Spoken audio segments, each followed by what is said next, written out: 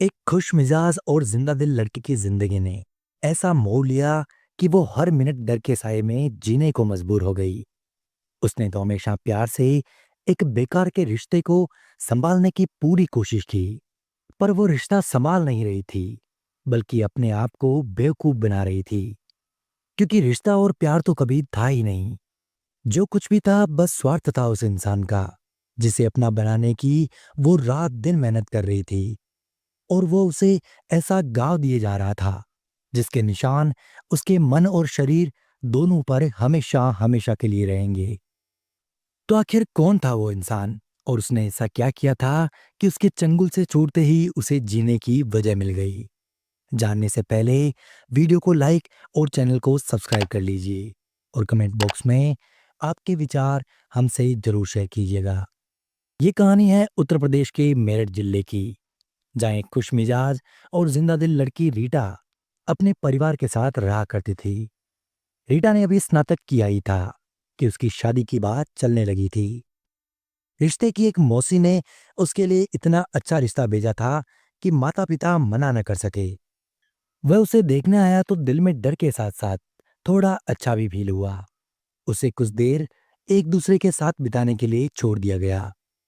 इससे पहले कि रीटा कुछ समझ पाती, कुछ दिनों बाद ही लड़के वाले शादी के लिए तैयार हो गए, और रीटा के परिवार को भी ये रिश्ता मंजूर हो गया।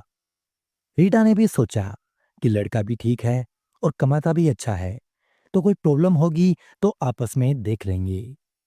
सो आनंद फानन में एक महीने के भीतर ही रीटा की शादी मुजफ्फरनगर के रवि नाम के लड़के से हो गई। वो एक सॉफ्टवेयर इंजीनियर था, लेकिन ससुराल में पहले ही दिन उसे ऐसा सवाल पूछ लिया गया जिससे उसके मन में एक अजीब सी घबराहट महसूस हुई। उसके पति रवि ने उससे पूछा कि क्या तुम्हारा कोई बॉयफ्रेंड है। रीटा ने सोचा कि रवि मजाक कर रहा है, तो उसने कहा, हाँ है ना, हमारे पास ही रहता है। लेकिन रवि ने जब दोबारा ये कहा कि ये बात तुमने पहले क्यों नहीं बताई, तब रीटा एकदम से घबरा गई। उसने कहा, रवि, मैं मजाक कर रही थी, कोई नहीं है मेरी लाइफ में।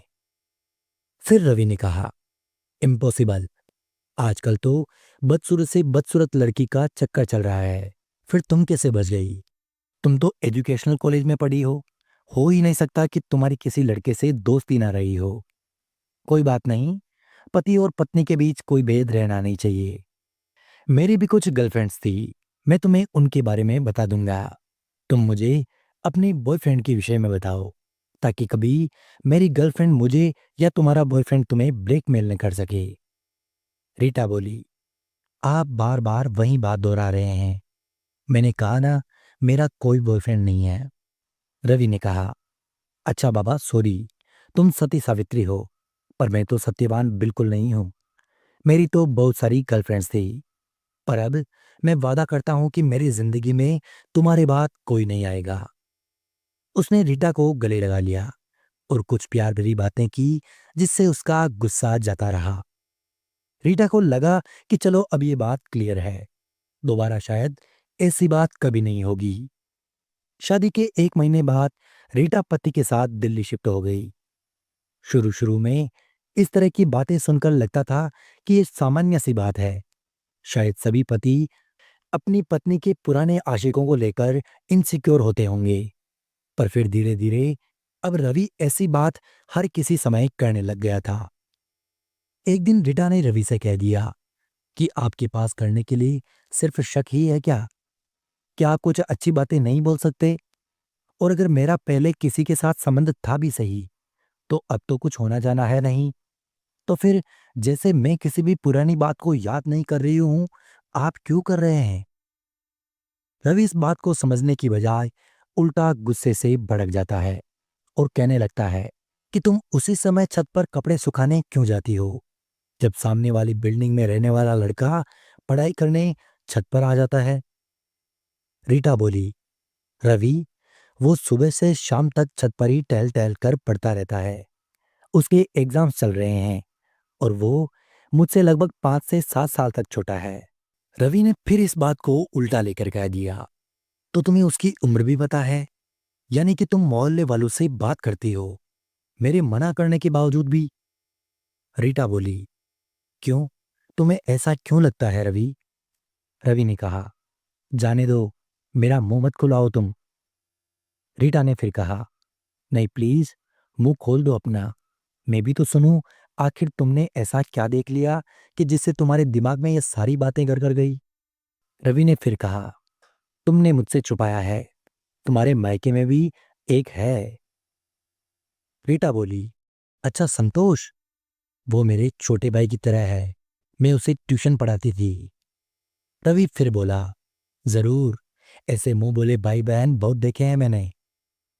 रीटा बात आगे न बढ़ाने के उद्देश्य से हमेशा चुप हो जाती थी, और शायद उसकी चुप्पी ही रवि को उसकी स्वीकृति लगने लगी थी। उसे समझ में नहीं आता था कि वो उसे यकीन दिलाने के लिए क्या करे। वो अपने घर जाती तो वहां से भी उसे कठपुतली की तरह नचाता रहता।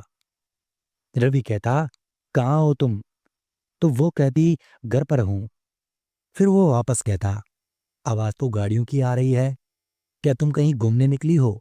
अपने आशिकों से मिलने तो नहीं गई? वो वापस कहती, मेरा घर सड़क के किनारे है, यहाँ गाड़ियों की आवाज नहीं आएगी तो फिर क्या सुनाई देगा? लेकिन रवि के मन में शंका घर कर गई थी। एक दिन तो उसने सारी हदें पार कर दी। उसने उससे कहा कि घर पर हो तो सासू माँ से बात करा दो। वो जानती थी कि रवि सिर्फ कंफर्म करने के लिए माँ से बात करना चाहता है कि रीटा दिन भर कहाँ गई और कहाँ नहीं गई। लेकिन उसके मन में डर भी था कि उसकी भोली भाली माँ अभी कह देगी कि उससे मिलने संतोष आया हुआ था, या रीटा अपने घर के बगल में रहने वाली फ्रेंड के घर गई थी। धीरे धीरे रीटा मायके जाने से भी डरने लग गई। उसके फोन रिकॉर्ड्स चेक किए जाने लगे थे। अड़ोस पड़ोस की औरतों से भी बात करने की मनाही होने लगी थी। अब तो मायके जाना भी बहुत दूर की कौड़ी लगने लग गई थी। जाओ तो पति के साथ और उसी के साथ वापस आ जाओ। हर छोटी छोटी बात रवि को शक करने का मौका लगने लगी थी। एक दिन रवि ने कहा कि अब उसे बच्चा चाहिए। रीटा ने कहा कि मैं अभी बच्चा संभालने के लिए तैयार नहीं हूं, इसलिए मैं मां नहीं बनना चाहती। तब उसने शक को अपना यकीन बना लिया, और इस बात के लिए उसने रीटा की माँ, चाची और मामी सबको फोन लगा दिया और कहने लगा, माँ जी, आप ही बताइए, क्या मैं आपको इतना निकम्मा लगता हूं कि अपने बच्चे की परवरिश नहीं कर सकता? मल्टीनेशनल कंपनी में सॉफ्टवेयर इंजीनियर हूं। मेरे परिवार वाले भी बच्चे का मुंह देखने को तरस रहे हैं। आखिर घर का सबसे बड़ा बेटा जो हूं मैं, और ये कहती है कि मैं मां नहीं बनना चाहती। कहीं मैं अपने घर वालों को ये बता दूं तो हड़कंप मच जाएगा। पर मैं नहीं चाहता कि मेरी पत्नी के विषय में कोई भी गलत धारणा बनाए, इसलिए मैंने सारा इल्जाम अपने ऊपर ले रखा है। वो हमेशा रीटा को दोषी ठहराकर खुद मासूम बन जाता था। उसकी माँ, मौसी और चाची सबने मिलकर उसे यही सलाह दी कि पहले बच्चे को लेकर ससुराल में सभी को बहुत आशाएं होती है, उन्हें तोड़ो मत तुम। इसलिए न चाहते हुए और सही होते हुए भी आखिर रीटा को उनकी बात मानने के लिए मजबूर होना पड़ा, और अगले कुछ महीनों में वो गर्भवती भी हो गई। धीरे धीरे करके उसकी जिंदगी के सारे फैसले दूसरे करते जा रहे थे, और ऊपर से पति तो फिर भी उससे नाखुशी था। यूं तो उसकी सास कभी उसे फोन नहीं करती थी, पर जब भी करती तो बस यही ताना मारती कि उसने उनका बेटा उनसे छीन लिया। वो खुद नहीं जानती थी कि उन्होंने ऐसा कैसे और कब कर लिया। लेकिन एक दिन वो हो गया जिसकी रीटा को बिल्कुल उम्मीद नहीं थी। उस दिन उसे रवि की सोच का सही तरीके से अंदाजा हुआ था, जिसने उसे अंदर तक झकझोर कर रख दिया था। पड़ोस की एक भली औरत जो कभी कभी रीटा से हालचाल ले लिया करती थी, वह रीटा के घर आ गई थी। उसने रीटा से पूछ लिया, अरे रीटा, तेरा कौन सा महीना चल रहा है? रीटा ने कहा कि छठा चल रहा है। उसने फिर कहा कि अच्छा, अगर कोई प्रॉब्लम हो तो बता देना, मैं तुम्हें डॉक्टर के पास ले चलूंगी। रवि तो अक्सर घर पर रहता ही नहीं है, ऐसे में कभी भी कुछ भी जरूरत पड़ सकती है। अपने आप को कभी अकेला मत समझना। रवि का नेचर तो बहुत अच्छा है, वह तो मुझे भाभी बोलता है और बड़े प्रेम से पेश आता है, वरना यहाँ दिल्ली में किसके पास किसी से हंसकर बात करने की फुर्सत कहाँ है। भगवान तुम दोनों को हमेशा खुश रखे। अब शाम को रवि ऑफिस से घर आ गया था, तो सिंक में पड़े चाय नाश्ते के कप प्लेटे को देखते हुए रवि ने पूछ लिया, रीटा, आज कोई आया था क्या घर पे? हाँ, बगल वाली सीमा भाभी आई थी, रवि ने गुस्से में आकर कहा। क्यों? तुमसे मना किया था ना कि यहाँ के लोग बहुत दूर और चालाक होते हैं। ये सब औरतें दुष्ट, चरित्रहीन और मूर्ख है, इनसे दूर रहो तुम। और उस सीमा का तो पड़ोस में रहने वाले लड़के से अफेयर चल रहा है, और ये बात सारा मोहल्ला जानता है। मैंने तुम्हें उसके बारे में पहले भी बताया था कि वो तो मुझे लाइन भी मारती है, फिर भी तुमने उसके जैसी औरत को घर में बुलाकर चाय नाश्ता करवाया। सीमा भाभी के बारे में ऐसी बातें सुनकर उसके मन में रवि के लिए थोड़ा बहुत बचा सम्मान भी अब खत्म हो गया था। रीटा धीरे से बोली, पर वो तो आपकी बहुत तारीफ कर रही थी, और मुझे प्रेग्नेंट देखकर वो कह रही थी कि कोई जरूरत हो तो मुझे बता देना। रवि ने कहा, अच्छा, मेरी तारीफ तो करेगी ही ना, मुझे फंसाना जो चाहती है। क्या लगता है तुम्हें कि वो तुम्हारा ख्याल मुझसे बेहतर रख सकती है? मैंने ऐसा तो नहीं कहा, पर कोई आ जाए तो उसको भगा दूं यहां से? रवि ने बिना सोचे समझे कहा, हाँ बिल्कुल भगा दो। तुम्हारा पति मैं हूं, वो नहीं है। किसी भी बाहरी व्यक्ति से फालतू मेल जोल बढ़ाने की जरूरत नहीं है तुम्हें। यहाँ की औरतें सब शराबी और बदचलन हैं, और मैं नहीं चाहता कि मेरी भोली भाली पत्नी भी उनके रंग में रंग जाए। देखो रीटा, तुम बहुत सीधी और भोली हो। तुम्हें दुनिया की बुराइयों से बचाना चाहता हूं मैं, इसलिए थोड़ी सख्ती बरतता हूं। कोई बात नहीं, पर आज के बाद वो औरत आए तो बाहर से ही उसे हालचाल देकर कोई बहाना बनाकर बाहर से ही भगा देना। ये कहकर उसने रीटा के चेहरे को अपने दोनों हाथों में लिया और माथे पर एक चुंबन दे दिया। जब रीटा तर्क देती तो वो उसे इसी तरह मना कर देता था। उसे समझ में नहीं आता था कि वो ऐसा क्या करे कि वो नाराज ना हो, दुखी ना हो और परेशान ना हो। उसकी माँ भी उसे फोन करती तो वो गिनी चुनी बात करके फोन जल्दी से जल्दी रख देती थी। सीमा भाभी को भी उसने बाहर से ही टरकाना शुरू कर दिया था। आखिर उन्होंने भी हार मान ली और रीटा के घर जाना ही छोड़ दिया। अब रीटा भी समझ चुकी थी कि उसे अपनी जिंदगी सिर्फ अपने बच्चे के लिए जीनी है। बाकी उसका इस संसार में अब कोई नहीं बचा है। अब रीटा का 8वां महीना चल रहा था जब एक दिन घर की डोरबेल बजी। रीटा ने सोचा कि रवि के आने का तो समय नहीं है। दिल थोड़ा सा धड़क गया था कि सोचा सीमा भाभी तो नहीं आ गई। दरवाजा खोलते ही एक जाना पहचाना चेहरा सामने दिखा, पर कुछ याद नहीं आया कि ये कौन है। अरे रीटा, मैं छाया, तेरे बचपन की फ्रेंड। भूल गई या मेरा नया रूप देखकर कंफ्यूज हो गई? उसने अपने अंदाज में ये सारी बातें कही। छाया रीटा के बचपन की सहेली थी। वे एक ही स्कूल में, एक ही कॉलेज में पढ़े लिखे थे। उसके घर भी आसपास ही थे। उनका बचपन और किशोरावस्था एक दूसरे के घरों में ही बीता हुआ था। उसे देखकर रीटा की गले लगाने की तेज इच्छा हुई, पर औपचारिक मुस्कान देकर उसने डरते हुए उसको भीतर आने के लिए रास्ता दे दिया। छाया ने कहा, वाह यार, घर तो बढ़िया है तेरा। तेरा पति खूब कमाता होगा, वरना दिल्ली शहर में अपना घर होना कोई छोटी बात नहीं है। रीटा अचानक से बोली, और कैसी है तू? तुम बैठ नीचे, मैं चाय लेकर आती हूँ तेरे लिए। वो जल्दी से जल्दी उसे भी टरकाना चाहती थी। छाया ने कहा, क्या यार, क्या अब हम इतने दूर हो गए कि तुम मुझे मेहमानों की तरह चाय नाश्ता कराएगी? मैं खुद बना लूंगी। तू तो यहाँ बैठ मेरे पास और मुझसे बातें कर। छाया ने उसे खींचा और सोफे पर पसर गई। वो रीटा को अपने दिल्ली शिफ्ट होने की कहानी सुना रही थी, पर उसका ध्यान कहीं और ही था।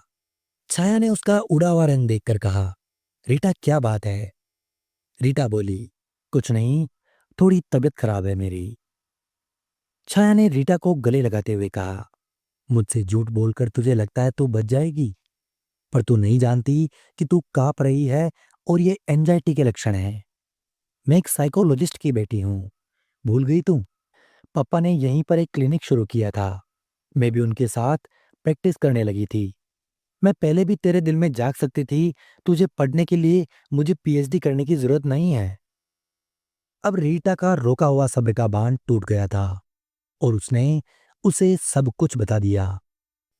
छाया ने रीटा से कहा, देख रीटा, ये लोग परजीवी की तरह होते हैं। जो दूसरों का खून चूस कर जीते हैं। हैरी पॉटर याद है ना तुझे? हम दोनों साथ में ही देखने गए थे।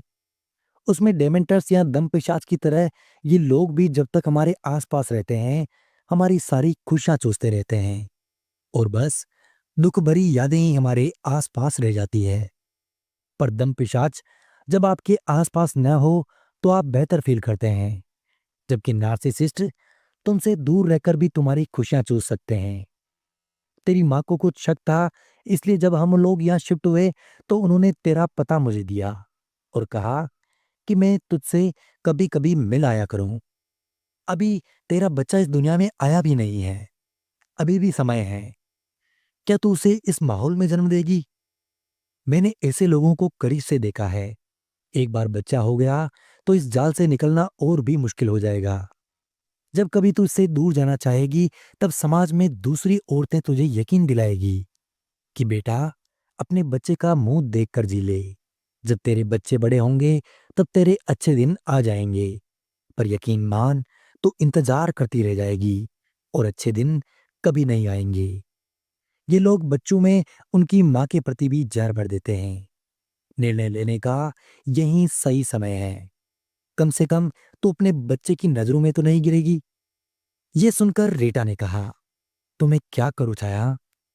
ऐसा कहते ही वो अचानक से फट पड़ी। छाया ने उससे फिर कहा, देख रीटा, तुझे कुछ कड़े फैसले लेने होंगे। तू अपने पति की पत्नी नहीं, बल्कि उसका भोजन है। वह वेम्पायर की तरह तेरे खून पर जी रहा है। तुझे खुद को मजबूत करना होगा और उससे पीछा छुड़ाना होगा। तुझे अपनी जिंदगी जीने का पूरा हक है। अपने लिए नहीं तो अपने बच्चे के लिए इस नरक से निकलना होगा। हम सब तेरे साथ है। तू मेरे घर चल। मैं तुझे अपने पापा के क्लिनिक में जॉब दिला दूंगी। वो तुझे धमकियां देगा, डराएगा, बुरा भला कहेगा, पर वो खुद बहुत कमजोर है। यकीन मान, तेरा डर ही उसे ताकत दे रहा है, वरना वह किसी खरगोश को भी नहीं मार सकता। और फिर तूने ये रिश्ता निभाने की कितनी कोशिश कर ली, कुछ भी अच्छा हो पाया क्या? क्या जिंदगी भर ऐसे कैसे जी पाएगी तू? छाया ने उसे अपने पति से तलाक लेकर नया जीवन शुरू करने का सुझाव दिया। छाया की बातें रीटा के दिमाग में बैठ गई थी और उसने वो फैसला ले लिया जो एक हिम्मत वाली लड़की कर सकती है। उसे पछतावा बिल्कुल नहीं था कि वो क्या करने जा रही है, क्योंकि उसने वो सारी कोशिशें की थी जो एक अच्छी पत्नी अपने रिश्ते को बचाने के लिए करती है। रीटा उसी समय अपना सामान बांधकर वहां से निकल जाती है और उसके बाद शुरू हुआ रवि और रवि के परिवार वालों के लिए भयंकर त्रासदी का दौर। वो दिन भर रीटा के घर वालों को और रीटा को धमकियां देता रहता था। इसी बीच रीटा एक बच्ची की माँ भी बन गई। रीटा ने उसका फोन ब्लॉक पर लगाया, पर छाया ने हटवा दिया यह कहकर कि उसकी धमकियां कोर्ट में उसके खिलाफ काम आएंगी। रवि ने रीटा से कहा, मैं तेरे जैसे छिनाल और उसकी नाजायज औलाद को एक फूटी कोड़ी नहीं दूंगा। मैं नौकरी छोड़कर सन्यासी हो जाऊंगा, न कमाऊंगा न काम करूंगा। फिर तू कैसे मुझसे कंपनसेशन ले सकेगी?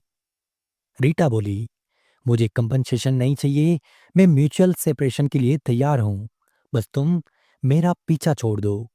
मैं अपनी बच्ची को खुद पाल लूंगी।